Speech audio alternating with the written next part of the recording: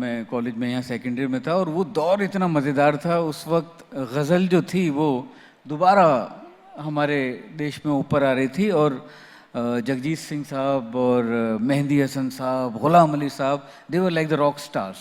तो गज़ल ने एक, और कॉलेजेस में जो कॉन्सर्ट्स होते थे वो सब गज़लों के हुआ करते थे। वहाँ मुझे पहली बार मैंने बशीर बद्र साहब का शेर पढ़ा।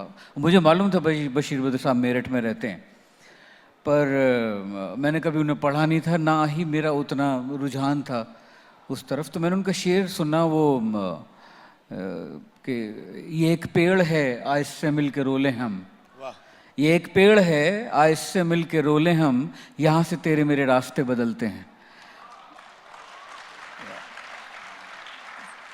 उदास आँखों से आंसू नहीं निकलते हैं, उदास आँखों से आंसू नहीं निकलते हैं, ये मोतियों की तरह सीपियों में पलते हैं। वाह वाह। तो वो सुन के मैं बशीर साहब से, मेरी सिस्टर और बशीर साहब की जो बेटी सबा हैं, वो दोस्त एक स्कूल में पढ़ा करती थी। तो एक ही किताब थी बशीर बद्र साहब के पास और वो किताब सबा ने मुझे एक रात के लिए दी। तो वो किताब मैंने आके रात भर अपने हाथ से लिखी और फिर बशीर बद्र साहब की शायरी मुझे पूरी ज़बानी याद थी और मैं उनसे मिलने लगा। और उस वक्त एक मेरठ में जो राइट्स थे वो एकदम से छींक के ऊपर एक राइट हो जाया करते थे। और वो 19 आई थिंक 85 या 86 की बात है और वो उस हादसे में बशीर बद्र साहब का घर जला दिया गया, जिसके बाद उन्होंने एक बड़ा खूबसूरत शेर कहा था। अब शेर याद आ गया तो पहले शेर सुनाता हूँ फिर वाकया सुनाता हूँ। बिल्कुल बिल्कुल। कि लोग टूट जाते हैं एक घर बनाने में, वाह।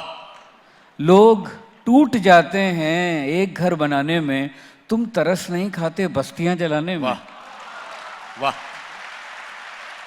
वाह। तो बशीर बद्र साहब बहुत डिप्रेशन में चले गए उसके बाद, जाहिर सी बात है। तो उस वक्त तब तक मैं उनके काफ़ी क्लोज आ चुका था, काफ़ी 2-1 साल मैं हर शाम उनसे मिलने जाया करता था।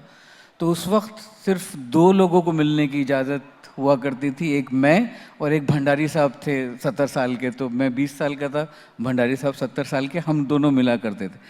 और उस हादसे में और एक जो बड़ी अजीब सी बात हुई थी कि जो उनकी जो नई गज़लें उन्होंने लिखी थी वो सारी गज़लें उसमें जल गई थी।